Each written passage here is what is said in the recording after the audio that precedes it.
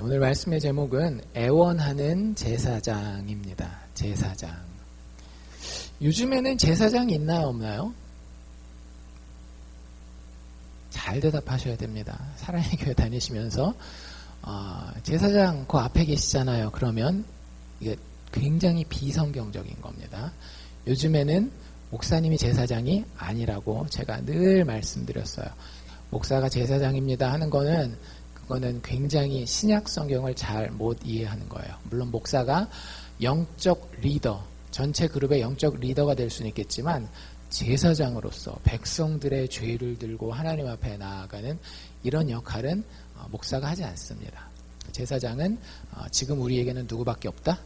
예수 그리스도밖에 없다. 그리고 예수 그리스도 안에서 우리가 왕같은 제사장이, 모두가 왕같은 제사장이 되었다. 이게 이제 바른 신학이라는 얘기를 제가 여러 번 드렸고요. 그래서 제사장이라고 하는 것이 사실 우리한테 익숙하지 않은 개념이고 평상시에 뭐 꼭 있어야 되나 이런 생각도 하고, 근데 오늘 성경 말씀에는 제사장이라는 단어는 쓰이지 않았지만 아브라함이라고 하는 우리의 주인공이 제사장 역할을 하고 있는 이야기가 등장합니다. 꼭 뭐 같아요? 이야기를 이렇게 읽어보면 시장판에서 콩나물 100원만 깎아줘요. 그거 하는 것 같은, 하나님과 이 아브라함 사이에서 뭐라 그래야 될까, 좀 이렇게 딜을 하는 듯한, 값을 깎는 듯한 그런 이야기가 나와 있어요. 근데 그게 사실 제사장이 하는 거거든요. 값을 깎는 것은 아니지만 재판장에게 나아가서, 하나님 앞에 나아가서 모든 인류와 역사의 심판관이 되실 하나님 앞에 우리를 대표해서 나아가서 우리를 대신해 이야기하는 그런 대상이 성경에서는 제사장이라고 이렇게 표현되어 있고요. 오늘 아브라함이 그런 역할을 합니다. 근데 과연 우리가 그런 생각하죠. 오늘날에도 제사장이 좀 필요한가요? 제사장 얘기를 하면 조금 깊게 생각해 보시는 분들은 제사장 지금은 안 필요하고 언제 필요해요? 장례식 할 때 좀 필요하지 않겠어요? 장례식 할 때 그래도 천국 갈 수 있게 이렇게 보통 이 뭐 스님을 부른다든지 목사님을 부른다든지 신부님을 부른다든지 다 그러잖아요. 꼭 장례식 가면 옵션이긴 합니다만. 그래서 제사장 하면 오늘 현대 과학 시대를 사는 사람들은 대부분 그냥 나랑은 별로 상관이 없는 일인 것처럼 생각하기가 쉬워요. 근데 여러분들 그렇지 않습니다. 구약 아브라함 시대 때뿐만 아니라 또 모세 율법의 시대 때뿐만 아니라 그리고 미개한 어떤 그 미신을 섬기는 그런 문화에서뿐 아니라 최첨단을 달리는 잘 살고 기술이 발전한 이 시대라 할지라도요, 모든 인생에는 제사장이 필요합니다. 여러분들 꼭 기억하십시오. 여러분들 인생에는 제사장이 필요해요. 제가 언젠가 한번 소개해드린 소설인데요. 유명한 카프카라고 하는 유대인 그 소설가가 있어요. 그 사람의 소설은 참 기괴하기로 유명한데 그 중에 하나가 Trial, The Trial, 우리말로 번역된 소설에는 심판이라고도 번역됐었고 최근에는 소송이라고 번역되고, 사실은 근데 Trial 하면은 사전에서 이렇게 찾아보면 무슨 뜻이 나오는가 하면 재판이라는 이런 뜻으로 많이 나옵니다. 그러니까 소설 제목이 재판이에요. 주인공이 처음에 그날 아침에 눈을 뜨는 데서 소설이 시작되거든요. 근데 눈을 뜨자마자 어떻게 되는가 하면 체포가 돼요. 그리고 재판을 받기 시작합니다. 재판을 계속 받는데 그것 때문에 회사도 제대로 못 나가고 감옥에도 갇히고 이렇게 되는데, 끝날 때까지 왜 자기가 재판을 받는지, 마지막에 죽거든요. 죽는 그 순간까지 내가 왜 이렇게 이 재판이라고 하는 지리하고 힘들고 어려운 수치스러운 결과를 그 과정을 겪어야 되는지를 몰라요. 이쪽 감옥에 갇히고 저쪽 사람한테 불려가고 여기 가서 신문당하고 1심 여기 가서 재판받고 막 이러는데, 처음 이야기가 시작될 때부터 그 감금 상태에 있게 되거든요. 감금 상태에 있는데 마지막에 이야기가 끝나서 죽을 때까지 내가 왜 재판을 받는지도 모르고 찜찜하게, 독자들이 그 소설을 읽을 때 되게 기분이 나빠요. 뭔가 이유가 있어야 되고 최소한 맨 마지막에 설명이라도 해줘야 되잖아요. 근데 처음부터 끝까지 뭔가 있는 것 같은데 그래서 인생이 참 힘들게 계속 재판받으면서 꼬여가는데 이유를 알지 못하고 마지막에 그냥 죽어가는 거예요. 카프카라는 사람이 본인의 인생 자체도 되게 힘들었었거든요. 되게 젊은 시절에 죽고 체코에서 태어나서 그러니까 체코에서 자라는데 사실은 그 혈통은 유대인이에요. 그런데 체코에서 자랐지만 체코 말을 할 줄 몰라요. 독일 말을 하는, 독일에서 이렇게 피신 넘어온 독일 말을 하는 체코의 이민 세대였던 거예요. 그러니까 체코 사람들이 자기네 체코 사람이라고 얘기를 하지 않죠. 그런데 이 사람이 혈통이 유태인이기 때문에 누가 자꾸 죽이려고 달려드는가 하면 2차 세계대전이 일어나는 그 어간이거든요. 독일 사람들은 이 사람 또 독일 말 하는데도 막 잡아 죽이려고 해요. 그래서 자기 여동생 둘은 실제 독일 그 가스실에 들어가서 죽습니다. 그래서 마지막에는 폐렴에 걸려서 어디에 자기 인생을 발붙여야 될까 고민하다가 스위스라는 나라에 가서 그냥 폐병으로 앓다가 한 30대 후반 40대 초반에 그냥 죽어버려요. 그 소설은 자기 살아있는 동안에는 한 편도 출간을 못합니다. 죽으면서 내 소설은 절대 출간하지 말라라고 얘기를 했는데 친구가 그 유언장을 받고 그 유언을 어기고 그걸 출간해서 나온 이런 소설들이 여러분들이 혹시 소설을 좋아하시면 카프카라고 하는 유명한 소설가거든요. 그 사람의 소설이에요. 그러니까 자기 인생 자체가 자기가 유태인인 거 그러니까 조절할 수가 있나요? 조절할 수가 없잖아요. 자기가 독일말 하는 거 조절할 수 있나요? 없잖아요. 자기가 살고 있는 동네 체코라는 동네 조절할 수가 없는 거예요. 근데 늘 자기는 이방인처럼 쫓겨다니고 뭔가 이 인생이 꼬이는 것 같고 뭔가 잘못된 것 같은데 정확한 이유는 내가 그 독일어를 써서 그런가? 유태인이라서 그런가? 아니면 체코에 살고 있어서 그런가? 이런 여러 가지 이유는 찾아가지만 사실은 이유는 정확하게는 모르겠는 거예요. 그 가운데 자기는 그리고 젊은 나이에 폐병에 걸려서 죽어버리는 거예요. 카프카의 인생이 사실 그 소설에 그대로 담겨 있고요. 사실은 카프카가 그걸 자기 인생으로만 이렇게 프로젝션 한 것이 아니라 우리의 모든 인간들의 인생이 그 안에 그 인생이라는 그림으로 담겨 있는 거예요.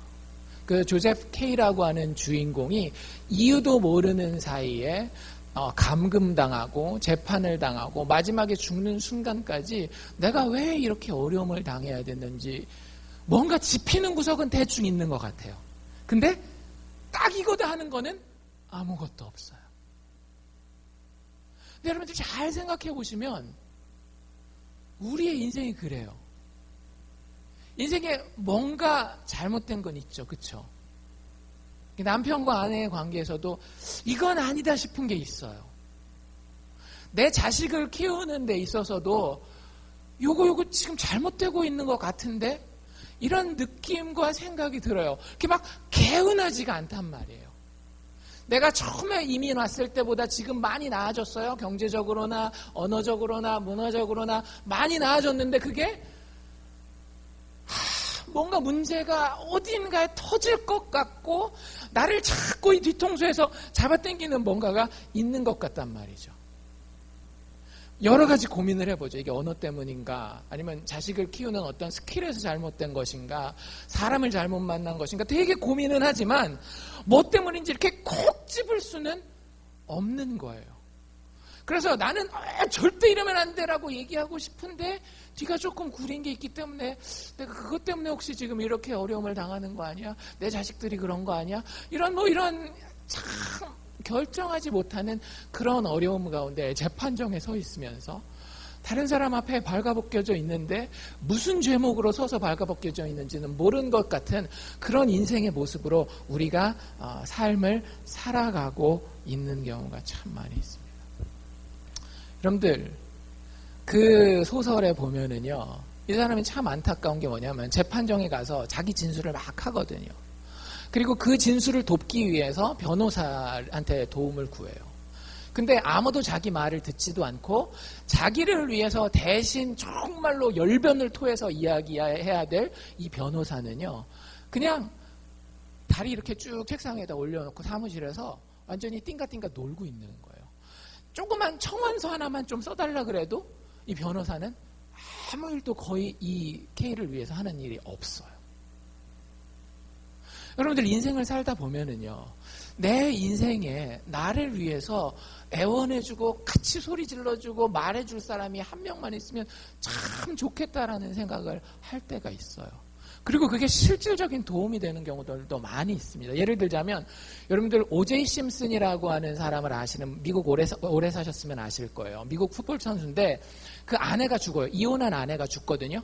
근데 모든 증거는 이 사람이 죽인 거였어요. 그 당시에. 누가 죽였는지는 몰라요. 근데 증거를 다 봤을 때는 이 사람이 죽이는 거였거든요. 근데 그 오제이 심슨이 풋볼 선수니까 돈이 억수로 많아요. 그래가지고 변호사 드림팀을 구성을 합니다. 나중에 어떻게 됐을까요? 무죄로 풀려나요.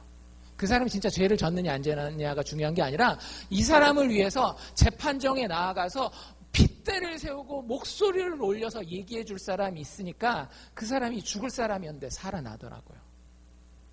여러분들 인생 자체가 그런 거예요. 우리의 인생은 아까도 여러분들 말씀드린 것처럼 뭔가 뒤가 구려요. 그런데 누군가 나를 좀 위해서 말해주고 나를 대변해주고 하면 괜찮을 것 같은데 그러한 사람이 없는 거예요. 사업하시는 분들 보면은요, 믿을 사람이 없대요. 믿을 사람이. 나를 위해서 정말로 내가 믿고 진짜 나를 위해서 애원해 줄 사람, 그 한 사람. 성경이 그 사람을 뭐라고 표현하고 있는가 하면 제사장이라고 표현하는 거예요. 그냥 우리가 구약 성경에 막 제물 들고 나아가서 하나님 앞에 막 제사 드리고 이런 걸로 이야기하는 게 아니라 사실 제사장이 그 역할을 하는 겁니다. 인생이라고 하는 큰 재판정에 나라고 하는 정말로 보잘것없는 존재가 어떻게 해야 할지, 무슨 말을 해야 할지 모를 때에 나를 위해서 대신 이야기해주는 최종 심판자가 되시는 하나님 앞에 가서 이놈 살려주십시오 라고 애원할 수 있는 그 한 사람을 필요로 하는 게 우리 인생이라고 하는 거예요. 그리고 그것을 해주는 존재를 성경은 제사장이라는 타이틀을 붙이고 있는 겁니다. 다시 제사장에 대해서 한마디로 요약하면요, 그래서 이런 사람이에요. 나를 위해서 애원해 줄 수 있는 사람, 나를 위해서 진심으로 애원해 줄 수 있는 사람, 나를 제발 살려달라고, 나를 제발 잘 되게 해달라고 신이라는 존재가 있다면 그 신 앞에 나아가서 나를 대신해서 얘기해 줄 수 있는 하나님과 나 사이의 중보자를 성경은 제사장이라고 이야기를 하고요. 모든 인생에는 이 제사장이 필요합니다. 여러분들에게 한번 물어봅시다. 다 알고 있어요, 제가. 여러분들 인생이 완전하지 않다라는 거. 어딘가 잘못되고 있다라고 느끼는 부분이 분명히 있다라는 거 다 알고 있어요. 제가 이 스파이라서 그런 게 아니라 인생이 그렇기 때문에 제가 충분히 assume, 예상할 수 있는 거예요. 제 인생도 그렇거든요. 그런데 여러분들한테 중요한 질문은 이거라고 하는 거죠. 당신은 누군가 당신을 위해 애원해 줄 사람이 있습니까? 목숨을 내걸고 그리고 당신을 마침내 살려내줄 수 있는 그 애원해줄 사람이 여러분들 인생에 있느냐라고 하는 거죠. 이게 있으면 진짜 삽니다. 그 인생은 꽃이 펴요. 아무리 지금 겨울 같다 할지라도 봄이 옵니다. 아브라함의 이야기가 오늘 그걸 보여주고 있는데요. 지난주에서 연결되는 이야기예요. 여러분들 지난주 이야기를 기억하시는 분들은 아시겠지만 아브라함이 손님을 맞이하죠. 몇 명 맞이했나요? 3명의 나그네가 아브라함의 그 집 근처를, 텐트죠. 텐트 근처를 쭉 지나가고 있었습니다. 그래서 아브라함이 그 당시 문화에 따라서 이 사람들을 데려다가 극진하게 대접하잖아요. 근데 손님 접대를 하다 보니까 이게 보통 그냥 사람들이 아니라는 걸 발견하게 돼요. 누구였어요? 하나님이었어요. 여호와. 하나님이 직접 아브라함의 집 앞을 지나가다가 아브라함이 그들을 초대해서 부지 중에 아브라함은 하나님을 대접하게 됩니다. 그리고 나머지 2명은 하나님의 천사였어요. 그 이야기에서 오늘 16절 이야기가 쭉 연결되는 건데요. 아까 우리가 읽은 16절에 보면 이렇게 돼 있는데 그 사람들이 거기서 일어나서 소돔을 향해 갔다라고 이렇게 돼 있습니다. 소돔은 거기서 이제 얼마 안 떨어진 동네인데요. 이제 다 대접을 받고 아브라함에게는 뭐라고 얘기했어요? 아브라함과 사라에게는 너희가 내년 이맘때쯤 나이가 99세, 89세 된 그 노 커플에게 아기를 낳을 것이다 라고 이야기를 해준 거예요. 그리고 나서는 이 일행이 이제 거기서 떠나가려고 합니다. 근데 이야기를 잘 들어보니까 아브라함이 그들을 전송하러 함께 나갔는데, 배웅을 하기 위해서 나갔는데, 2명은 소돔이라고 하는 그 동네를 향해서 가고요. 1명이 남아요. 근데 그 1명의 정체가 17절에 보면 누구라고 돼 있어요? 여호와라고 돼 있습니다. 천사 둘은 소돔이라고 하는 동네로 떠나고요. 하나님만 아브라함과 독대를 하는 거예요. 이게 굉장히 중요한 포인트입니다. 하나님이 그리고 이 남아있는 이유가 있는데 아브라함한테 해줄 얘기가 있었던 거예요. 그러면서 17절에 뭐라고 얘기를 하는가 하면 나의 하려는 것을 아브라함에게 숨기겠느냐라고 이야기를 해요. 여러분들 친구들이 가끔씩 이런 얘기를 이렇게 던지는 경우 들어보셨죠? 내가 이 얘기를 너한테 해야 되는지 모르겠어. 그건 무슨 얘기예요? 백발백중? 얘기하겠다라는 얘기예요. 그러니까 하나님이 내가 이 얘기를 아브라함한테 숨길까? 라는 얘기는 숨기지 말고 해야 되겠다. 아브라함을 하나님이 굉장히 친밀하게 보고 계시는 겁니다.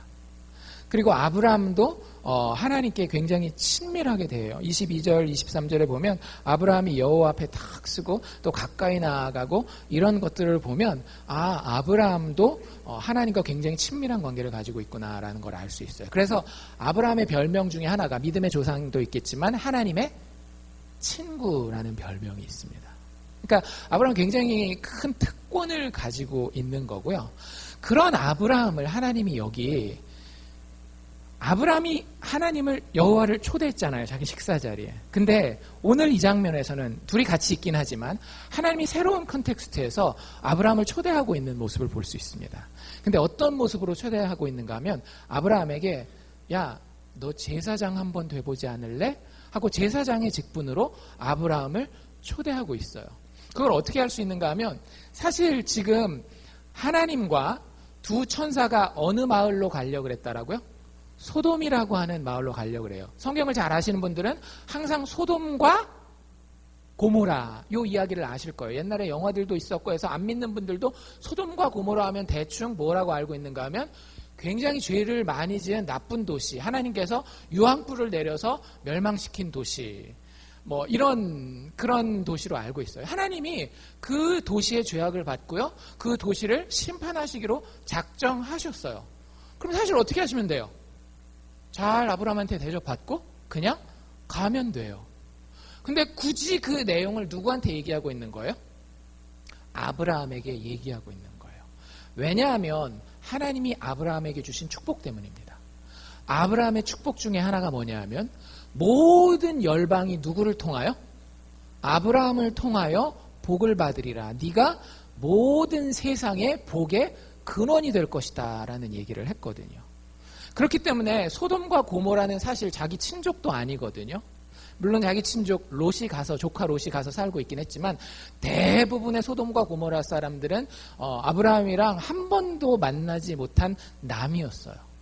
근데 그들 앞에 네가 대표 역할을, 그들에게 복을 나눠주는 그 역할을 한번 해봐라.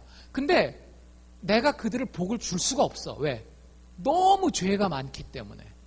그래서 그 복을 줄 수 있는 역할을 하려면 하나님과 이 사람들 사이에 뭐가 있어야 되는 거예요? 중보자, 제사장이 있어야 되는 거예요. 그거로 지금 아브라함을 초대하고 있는 겁니다. 그래서 하나님이 얘기하고 있는 거예요. 19절에 보면 맨 뒤에 보면 그를 택하였나니 이는 나 여호와가 아브라함에게 대하여 말한 일을 이루려 함이라. 20절 넘어가면서 소돔과 고모라에 대한 부르짖음이 굉장히 크다 이렇게 얘기를 해요. 그러니까 소돔과 고모라에 대한 부르짖음이 크다는 건 뭐냐면 소돔과 고모라에 사는 사람들이 이렇게 얘기를 하는 거예요. 못 살겠네 진짜. 우리 여러분들도 인생을 살다 보면 누구 때문에 어떤 환경 때문에 막 못 살겠는 경우가 있잖아요. 그게 심하면 어떻게까지 해요? 고소하잖아요. 지금 이 상황은 정확하게 재판정 상황이에요. 피고가 누구냐 하면 소돔과 고모라예요. 근데 원고는 누굴까요? 그 고소하는 사람? 소돔과 고모라 사는 사람들이에요. 참 아이러니하죠. 자기들이 서로 죄를 짓고 있고 그 서로 죄 짓는 것 때문에 못 살겠어요 라고 얘기하는 것이 누구 귀에 들리는 거예요? 온 우주의 재판장이신 하나님 귀에 아주 크게 들렸다라고 하는 거예요. 그게 부르짖음이 크다 이런 얘기고요. 그리고 그 사는 모습들 가운데에 죄악이 심히 중하였다라고 얘기를 합니다. 법대로만 하면 어떻게 되는 거예요? 소돔과 고모라는 무조건 망해야 되는 거예요. 심판받아야 되는 거예요. 근데 그 얘기를 어떻게 한다라고요? 하나님이 아브라함한테 쑥 던진다라고 하는 거죠. 야, 이런 게 있는데 어떻게 할까? 네가 열방의 복의 근원이 될 거잖아. 어떻게 할까? 하고 던지고 초대하는 겁니다. 그리고 나서 22절에 보면 하나님과 아브라함 사이에 대화가 시작돼요. 하나님이 내가 다 심판할 거야. 그러니까 너 알고 있어. 끝. 이렇게 가는 게 아니라 네가 말할 거 있으면 얘기를 해봐. 이게 무슨 얘기냐면요. 이제 원고가 고소하는 걸 다 들은 거예요. 그러면 그 다음 순서는 누구 순서죠? 변호인의 순서예요. 변호사의 순서입니다. 아브라함, 네가 그 변호사 역할을 해봐. 네가 이 소돔과 고모라라는 도시의 변호사, 여기 용어대로, 성경적인 용어대로라고 한다면 제사장 역할을 해봐. 그래서 그들에게 나의 진노가 아닌 나의 축복이 좀 임할 수 있도록. 여러분들, 이게 하나님의 마음입니다. 하나님은요, 죄인들의 멸망하는 것도 기뻐하시지 않는다라고 성경에 분명히 이야기하고 있어요. 근데 하나님이 그걸 자기 손으로 그냥 할 수는 없어요. 왜? 공평과 정의의 하나님이기 때문에 자신의 공평과 정의를 양보할 수가 없거든요. 그래서 하나님이 죄인에게 축복해 줄 수 있는 유일한 길은요, 처음부터 지금까지 중보자를 통해서예요. 제사장을 통해서요. 그래서 지금 아브라함에게 네가 그 역할을 한번 해봐 하고 초대를 하고 있는 겁니다. 소돔과 고모라의 백성의 대표가 되어서 변호사 역할을 해서 이 아브라함이 그 사람들을 좀 구원하기를 하나님은 은근히 권면하고 있다라고 하는 거죠. 근데 그 이후에 이제 재밌는 이야기가 펼쳐지죠. 아브라함이 여호와 앞에 서 있었고 23절에 보면 가까이 나아갔다라는 표현이 있는데 이게 하나님과의 친밀함에 대한 표현이기도 하지만 어차피 여호와 앞에 서 있었잖아요. 이만큼 서 있었는데 이만큼 가까이 갔다, 뭐 이런 표현인데요. 사실 그게 어디서, 그 히브리어 이 단어가 어디서 많이 쓰이는 건가 하면 재판정에서 변호인이 재판장 앞에 나아갈 때에 쓰는 그 표현이에요. 그러니까 정확하게 앞에 소돔과 고모라에 이런 죄가 있었습니다라는 고소가 있고요. 그리고 그 고소 가운데 변호인이 이 소돔과 고모라를 변호하기 위해서 앞으로 나아가는 장면입니다. 그리고 재판장에게 이 소돔과 고모라를 대신해서 이런저런 이야기를 하는데 우리가 읽은 그대로예요. 아브라함이 처음에 이렇게 얘기를 합니다. 하나님한테 23절에 뭐라고 얘기를 하는가 하면 하나님, 의인을 멸하시려나이까? 근데 의인을 그냥 멸하는 게 아니라 의인을 악인과 함께 멸하시려나이까? 이렇게 얘기를 해요. 그러니까 되게 똑똑한 변호사죠. 사실 지금 소돔과 고모라의 죄는요, 빼도 박도 못하는 죄예요. 자기들 스스로 고소할 정도니까 얼마나 그 사람들이 서로가 서로에게 몹쓸 짓을 하고 못되게 대하고 했는지를 우리가 알 수 있는데 그 어떻게 빼도 박도 못하는 그 죄에 대해서 아브라함이 굉장히 스마트 무브, 아주 지혜롭게 첫 걸음을 뗍니다. 그러면서 뭐라고 얘기를 하는 건가 하면 하나님이 하나님의 정의를 가지고 이 나쁜 도시를 심판하시는 거 제가 충분히 이해합니다. 근데 하나님이 거기 불을 내려서 다 멸망시키시면 그 안에 의인들이 있을지도 모르잖아요. 착한 사람들도 같이 죽을 텐데요, 하나님. 아니, 우리 속담에 그런 속담 있잖아요. 빈대 잡으려다 초가삼간 다 태운다고. 아니, 그 악인들 잡으려다가 거기 있는 의인들까지 다 죽이면 하나님, 그거 하나님의 의로움 가운데 위배되는 일이 아닙니까? 라고 이야기를 하는 거예요. 근데 물론 빈대 잡다가 초가삼간 태우는 건 아니죠. 아브라함도 알고 있어요. 그 지금 소돔과 고모라에는 의인이 더 많아요? 악인이 더 많아요? 악인이 압도적으로 많습니다. 그래서 그 이야기를 던지고 이 소돔과 고모라를 변호하기 위해서 처음으로 숫자를 하나 던져요. 그 숫자가 몇이었죠? 50이었습니다. 거기 인구가 수만 명이 될 텐데 그 중에 혹시 50명이 의인이라고 한다면 하나님, 그래도 이 도시를 멸망시키겠습니까? 의인들을 위하여서 혹시 용서하실 생각이 없으십니까? 라고 이야기를 하면서 25절 이렇게 얘기를 하죠. 주께서 이같이 하사 의인을 악인과 함께 죽이심은 불가하오며 의인과 악인을 균등하게 하심도 불가하니이다. 세상을 심판하시는 이가 공의를 행하여야 될 것이 아닙니까? 라고 이야기를 해요. 그러니까 하나님의 공평에 막 호소를 하는 거죠. 하나님 뭐라고 대답하셔요? 야, 이미 판결은 끝났어. 50명 있으면 뭐야? 나머지가 너무나 악한데. 그러지 않으셔요. 하나님의 마음은요, 어떻게 해서든지 소돔과 고모라를 할지라도 살리고 싶었던 거예요. 근데 거기서 딜이 끝나는 줄 알았는데 끝나지 않죠. 아브라함이 대충 소문을 들어서 50명도 좀 힘들 것 같아요. 그래서 머리를 씁니다. 살짝.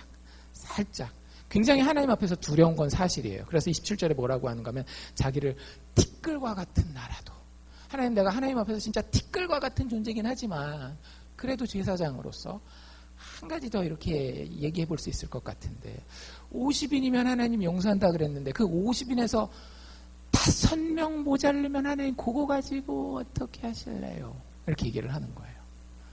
되게 조심스러운 거 보이시죠? 거기서 요만큼만 제가 이렇게 혹시 빼서 그만큼 모자르면 하나님 어떻게 하실래요? 라고 얘기를 합니다. 하나님 뭐라고 얘기를 하세요? 45명? 45명의 의만 있어도 그 사람들 때문에 내가 도시 전체를 멸망시키지 않겠다라고 이야기를 합니다. 그 다음에 이야기가 쭉 계속되는 거 아시죠? 몇 명까지 내려가요? 45명에서 하나님 40명. 오케이, 내가 용서할게. 멸하지 않을게. 혹시 30명. 오케이, 내가 용서하고 멸하지 않을게. 20명? 오케이, 20명만 내가 발견해도 그 도시를 멸망시키지 않고 용서할게. 마지막 32절에 가서 하나님 화내지 말고, 화내지 마시고 이번 한 번만 제가 더 말씀드리겠습니다. 거기서 10명을 찾으시면 어찌 하시려나이까. 하나님 가라사대 내가 그 10명을 인하여서도 멸망시키지 않으리라 라고 이야기를 합니다. 여기서 발견할 수 있는 건 아브라함의 담대함이에요. 사실은 아브라함은 여기서 소돔에서 딱 구해내야 되는 사람들은 한 명밖에 없었어요. 누구요? 자기 조카 롯 하나밖에 없었어요. 그냥 그 사람만 미리 얘기해줘가지고 데려 나오면 되는데, 하나님이 세우신 그 제사장 역할을 사실 너무나 잘 감당하고 있는 거예요. 소돔과 고모라는 언제 자기의 대적이나 라이벌이 될지 모르는 사람임에도 불구하고 하나님이 네가 그 사람들의 제사장, 즉 변호인이 되라라고 했을 때에 나름 진짜 최선을 다합니다. 자기 목숨이 걸려 있음에도 불구하고 되게 두려워하는 거 보이시죠? 하나님 막 노하지 마시고 화내지 마시고 두려워하면서도 하나님 앞에 담대하게 이 백성들을 향해서 나아가는 정말로 괜찮은 제사장으로서의 모습을 보여주고 있어요. 그 다음에 더 놀라운 건 뭐냐면요, 아브라함이 참 좋은 제사장이라고 하는 걸 발견할 수 있는 게 뭐냐면, 아브라함의 신학이 굉장히 바라요. 무슨 얘기냐면, 하나님 앞에 소수의 의인 때문에 도시 전체를 좀 구원해 주십시오라고 이야기하고 있잖아요. 여러분들, 이게 굉장히 중요한 겁니다. 하나님 앞에 나아가서 하나님의 공평과 정의대로 벌 받아야 될 놈들은 벌을 주시고 복 받아야 될 놈들은 복을 주십시오 라고 하면 이 사람은 제사장으로서 자기 백성들을 한 명도 살리지 못해요. 제사장이 반드시 알고 있어야 되는 건 뭐냐면요, 이 사람이 죄인이에요. 피고가 죄가 있습니다. 이건 아주 확정적인 사실이에요. 근데 누군가의 의 때문에, 다른 의인의 의 때문에 이 죄인들이 그 의를 빌려와서 용서받을 수 있고 멸망받지 않는다라고 하는 것을 아브라함은 알고 있었던 거예요. 대다수의 소돔과 고모라 사람들은 죄인이지만 50명만 있으면, 아니 10명만 있으면 그 10명의 의가 다른 사람들한테 어떻게 되는 거예요? 전가되는 거예요. 그 의를 빌려서 하나님 앞에서 복받는 사람이, 용서받는 사람이, 멸망받지 않는 사람이 될 수 있다라고 하는 것을 아브라함은 알고 있었어요. 문제는 뭐냐 하면 그 의인이 몇 명 있느냐라고 하는 거였죠. 몇 명까지 내려갔어요? 10명까지 쭉 내려갑니다. 아브라함이 그런 걸 이해하고 있었던 참 대단한 제사장이었던 거예요. 여기까지는 우리가 아브라함을 볼 때 참 박수 쳐줄만 합니다. 근데 제가 이제부터 말씀드리려고 하는 건 뭐냐 하면 제사장 아브라함의 한계가 있었다라고 하는 거예요. 10명까지 내려갔어요. 그리고 난 다음에 어떻게 됩니까? 33절에 보면 여호와께서 아브라함과 말씀을 마치시고 즉시 떠나가고 아브라함도 자기 곳으로 돌아가게 됩니다. 그리고 난 다음에 소돔과 고모라가 어떻게 됐는지 아시죠? 10명의 의인이 있어서 하나님이 다행히 소돔과 고모라를 용서해 주시나요? 아니에요. 하나님이 직접 하나님의 천사들을 보내셔서 확인을 하시는데요. 10명을 발견을 하지를 못해요. 진짜 열심히 변호했잖아요. 열심히 제사장 노릇을 했잖아요. 바른 신학을 가지고 있었고 그리고 하나님 앞에 담대함을 가지고 나아가서 이야기했음에도 불구하고 결국 제사장 아브라함은 성공합니까? 실패합니까? 실패한 거예요. 자기가 변호했던, 자기가 살려주세요 했었던 그 소돔과 고모라를 구원하지 못했어요. 거기서 그저 한 사람 살아남습니다. 누구? 조카 롯 살아남아요. 조카 롯이 왜 살아남았는지 아세요? 히브리서에 가면 답이 나와 있어요. 조카 롯은 의인이었기 때문에. 그냥 의로운 사람, 원래 벌 받지 않아야 될 사람은 그 사람 산 거고요. 그 원래 벌 받아야 될 사람들, 그래서 재판관의 그 심판을 기다리고 혹시 나에게 자비가 내려지지 않을까 이렇게 기대했었던 사람들은 다 어떻게 된 거예요? 용서받지 못하고 멸망받고 죽어버린 거예요. 여러분들, 제대로 된 제사장을 가지지 못한 인생이 이렇게 됩니다. 우리는 요행을 바래요. 나쁜 의미의 요행이 아니라 쉽게 얘기하면 이거예요. 인생이 지금보다 조금 더 잘 되기를 바래요. 근데 내가 완전하지 않다라는 건 알고 있어요. 내 능력도, 내 건강도, 나의 성품도, 내가 지금까지 해왔던 나의 과거도 완전하지 않다라는 건 알고 있어요. 근데 더 나아지기는 원해요. 그러면은 뭘 바라는 거예요? 재판장의 호의를 바라는 거거든요. 내 과거나 내 잘못된 것들을 조금 잊어주시고 나를 의인처럼 좀 대접해줬으면 이게 우리 인생이거든요. 그런데 그 인생에서 우리가 아브라함 같은 제사장을 맞이하잖아요. 그럼 어떻게 되는지 아세요? 소돔과 고모라처럼 망하게 되는 거예요. 참 신기하죠.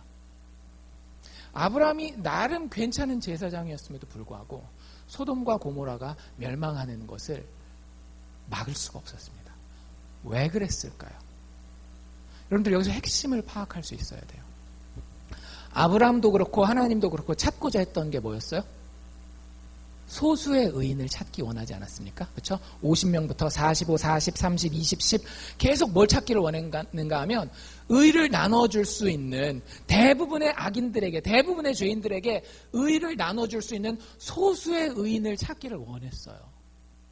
근데 그 안에, 소돔 안에 그런 사람들이 있었어요? 없었어요? 없었던 거예요. 물론 롯이 의인이긴 했지만 여러분들 롯 이야기 뒤에 보십시오. 롯이 나중에 딸까지 팔아먹으려고 그래요. 의인이지만 하나님이 의롭다고 인정해준 의인이지 나누어 줄 수 있는 의가 있는 의인은 아니었어요. 게다가 아브라함 스스로도 하나님, 이 사람들 의인들 때문에 조금 용서해 주시고 복 주시면 좋겠습니다라고 얘기하는 본인 아브라함에게도 나누어 줄 수 있는 의가 있었던 거예요? 없었던 거예요? 전혀 없었던 거예요. 아브라함이 하나님 앞에서 제사장으로서의 기능적인 역할은 잘 감당했지만 그 제사장이 마침내 그 죄인들에게 주어야 할 의는 아브라함이 가지고 있지 못했었던 거예요. 여러분들, 우리는 우리 인생의 주변에서 다른 많은 잘못된 제사장들을 찾습니다.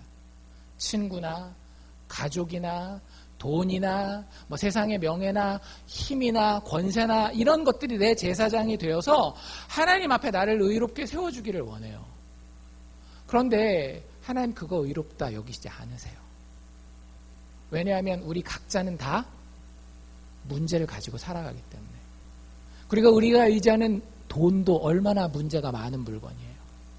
우리가 의지하는 세상 권력과 명예도 얼마나 문제가 많고 그것이 있는 곳마다 썩어 문드러지고 그러지 않습니까? 그런 것들은 우리의 바른 제사장으로서 본인들이 가지고 있는 의를 우리에게 나누어 줄 수가 없어요. 부모도 마찬가지예요. 내 베스트 프렌드도 마찬가지예요. 자기가 가지고 있는 의를 나에게 나누어 줄 수 있을 만큼의 의를 가진 제사장은 아무도 없어요. 여러분들이 아까 생각하는 내 인생에 뭐가 좀 잘못되고 있는 것 같은데 이거에 대해서 좀 잘 말해주고 그거 덮어주고 그럴 수 있는 사람이 좀 있으면 좋겠다라고 생각하지만 여러분들 꿈은 있지만 현실은 그게 불가능하더라고요. 아브라함의 제사장직이 사실은 그걸 이야기해주고 있는 거예요. 제사장은 세워놨지만 그것이 실패할 수밖에 없는 죄인들의 운명에 대해서 이야기하고 있는 겁니다. 그래서 성경은요, 또 다른 제사장에 대한 이야기를 해요. 그 제사장은요, 뱃속에서부터 백성들의 죄를 중보하기 위해서 예정된 제사장입니다. 그 제사장을 향해서 한 선지자는 이렇게 이야기를 하죠. 보라, 세상 죄를 지고 가는 하나님의 어린 양이로다. 누가 이 얘기를 하죠? 세례 요한이. 누구를 보고? 예수님을 보고. 정확한 표현이에요. 예수님은요, 그냥 착한 도덕 선생이 아닙니다. 예수님은 우리의 제사장이에요. 어린 양은 뭐죠? 제사장이 하나님 앞에 제물을 들고 하나님, 이 어린 양의 의를 통해서 이 죄인들 좀 하나님이 받으시고 살려주시고 좀 잘되게 해주세요라고 들고 들어가는 의예요. 의. 신이 죄인을 의롭게 받아줄 수 있는 그 의를 들고 나가는데 예수님을 가리켜서 뭐라고 얘기를 하고 있는가 하면 보라, 세상 죄를 지고 가는 하나님의 어린 양이로다. 이 제사장이 이 땅에 오셔서 우리의 제사장이 되십니다. 여러분들 누구를 믿으십니까? 여러분들이 예수를 믿고 있다라고 한다면 예수가 우리의 제사장 되는 겁니다. 예수와 아브라함의 가장 큰 차이는 뭐냐면요, 말은 똑같아요. 아까 아브라함이 뭐라고 얘기를 하죠? 여러분들 제사장이 할 수 없는 게 있습니다. 제사장이 재판정의 변호인으로서 할 수 없는 게 하나 있어요. 그게 뭘까요? 하나님의 법이 있지만 그거 다 무시하시고 그냥 용서해 주세요는 절대 못해요. 왜? 이 컨텍스트가 무슨 컨텍스트이기 때문에? 재판정이라고 하는 컨텍스트이기 때문에 제사장은 절대 재판관에게 나아가서 법이 있지만 그 법을 눈 감아주시고 이 죄인들을 용서하시고 살려주시고 축복해 주시옵소서라고 이야기하지 못한다라고요. 그래서 아브라함도 예수님도 똑같이 하나님 앞에 나아가서 이렇게 얘기를 해요. 아브라함이 뭐라고 얘기했는가 하면 23절을 다시 읽어드리면 의인을 멸하시려나이까? 의인을 멸하시려나이까? 이게 아브라함의 변호의 최종적인 호소였어요. 하나님 최소한 악인은 멸하신다 할지라도 의인은 살리셔야 되지 않겠습니까? 라고 얘기를 했어요. 그리고 그 변호가 사실은 먹혔어요. 죄인들을 구원하진 않았지만 누가 살았어요? 아까 말씀드렸던 조카 롯, 의인이라고 불렸던 조카 롯은 살아납니다. 아브라함이 제사장이 되면은요, 의인들은 살아요. 근데 죄인들은 죽습니다. 예수님도 재판관 되시는 하나님 아버지 앞에 나아갈 때에 제사장으로서 똑같은 얘기를 해요. 뭐라고 이야기하는가 하면 의인을 멸하시려나이까? 하나님은 공평하신 분이시기 때문에 절대 의인은 멸할 수 있다 없다? 절대 하나님은 의인은 멸하실 수가 없어요.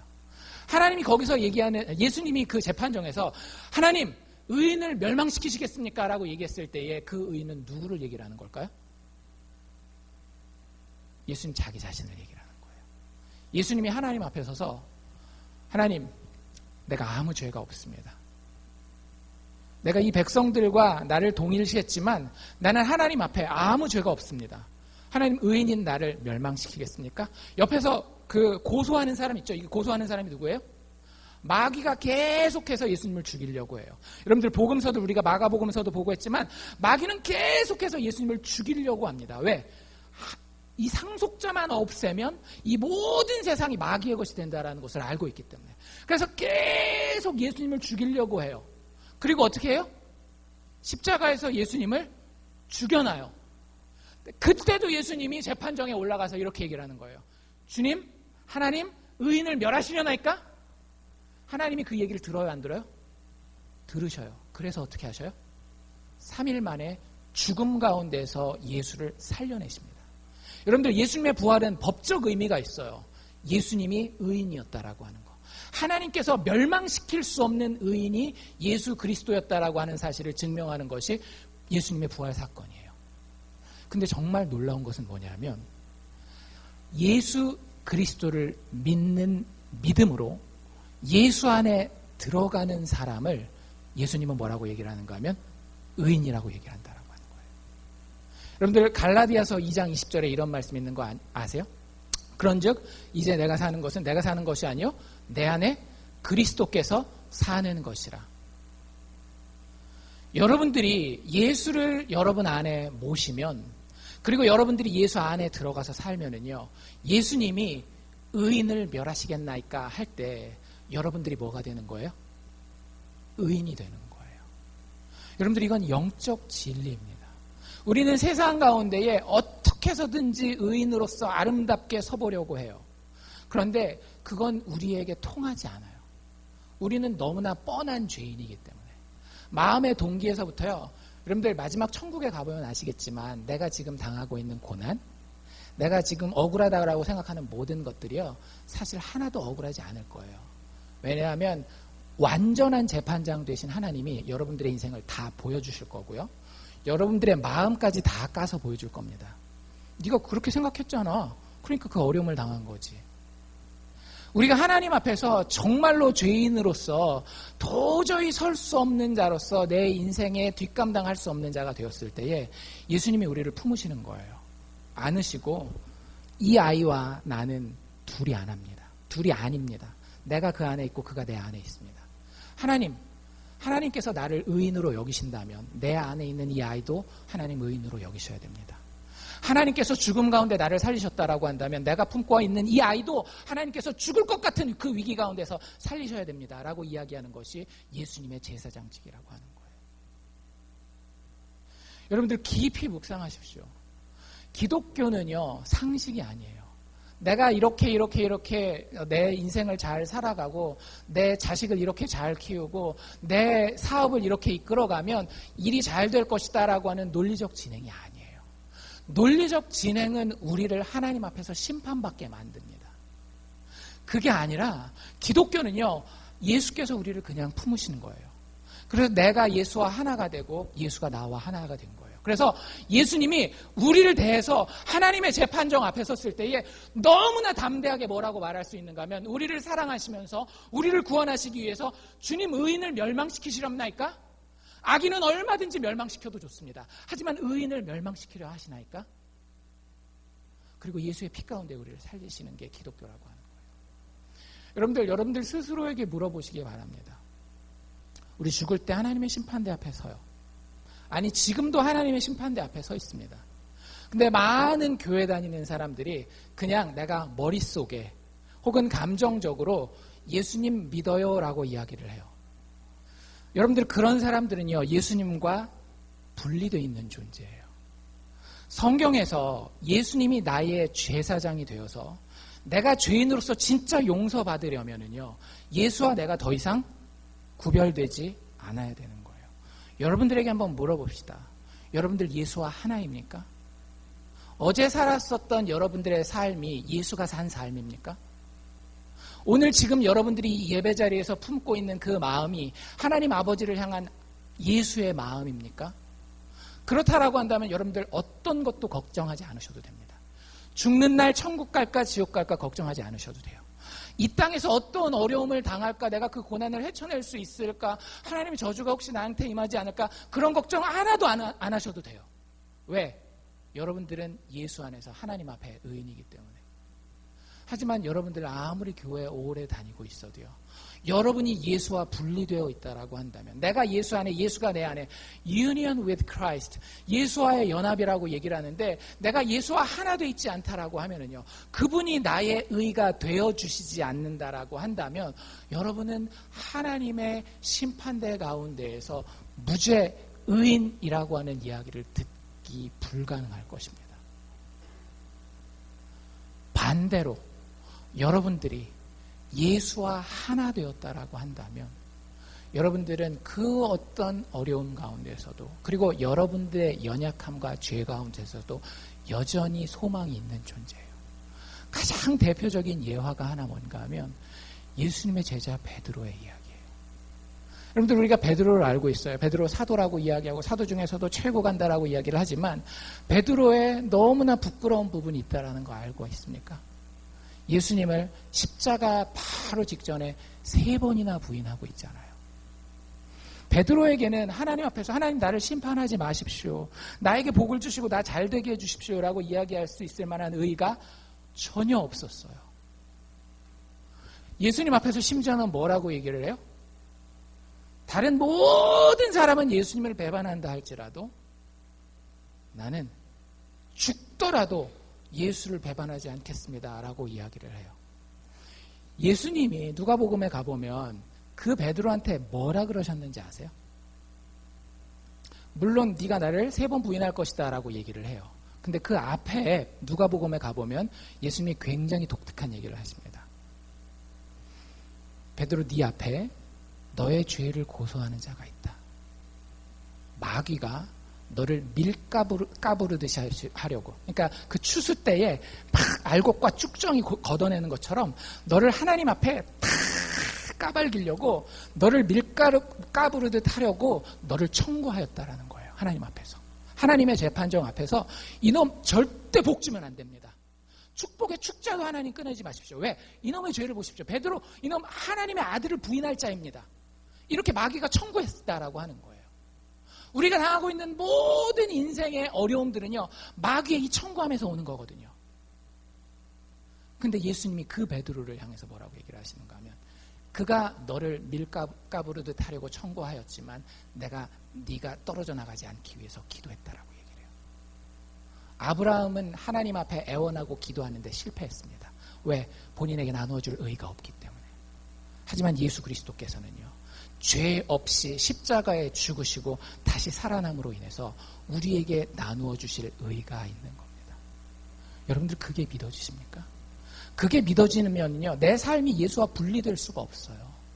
학교 가서는 그냥 세상적인 사람, 직장에서는 또 세상적인 사람, 가족들과 있을 때는 세상적인 사람, 교회에 왔을 때만 예수와 하나 되는 그런 사람이 될 수가 없더라고요. 여러분들 학교 갔을 때, 직장 갔을 때에 예수님 재림하시면 어떻게 할래요? 지옥 가실래요? 예수님께서 하나님의 재판정 앞에서 의인을 멸하시려 하나이까 했는데 나 지금 예수랑 떨어져 있네. 어떡하지? 여러분 그럴 여유가 우리에게 없어요. 예수 믿는 것은 오늘과 내일, 직장과 집안, 교회를 구별하지 않아요. 내가 진짜 예수 믿는 자면은요, 어디 있든지 예수와 함께 있는 자입니다. 그래서 예수가 내가 의인입니다 라고 하나님 아버지 앞에 이야기할 때에 나도 의인입니다, 자격 없지만 하고 나아갈 수 있는 거예요. 여러분들 왜 우리가 기도할 수 있는지 아세요? 여러분들 어려움 있으면 기도하잖아요. 하나님, 내가 어려움이 있는데, 이런 경제적인 어려움, 이런 건강의 어려움, 이런 가정의 어려움 놓고 기도합니다. 들어주세요. 아무 자격도 없지만 기도할 수 있는 이유는요, 하나님이 의인의 기도를 들으시기 때문에 그런 거예요. 그 의인은요, 예수 안에 있는 자라고요. 여러분들 기도할 때 꼭 기억하십시오. 그리고 예배드리러 나왔을 때 꼭 기억하십시오. 나에게 자격이 없다라고 하는 사실을.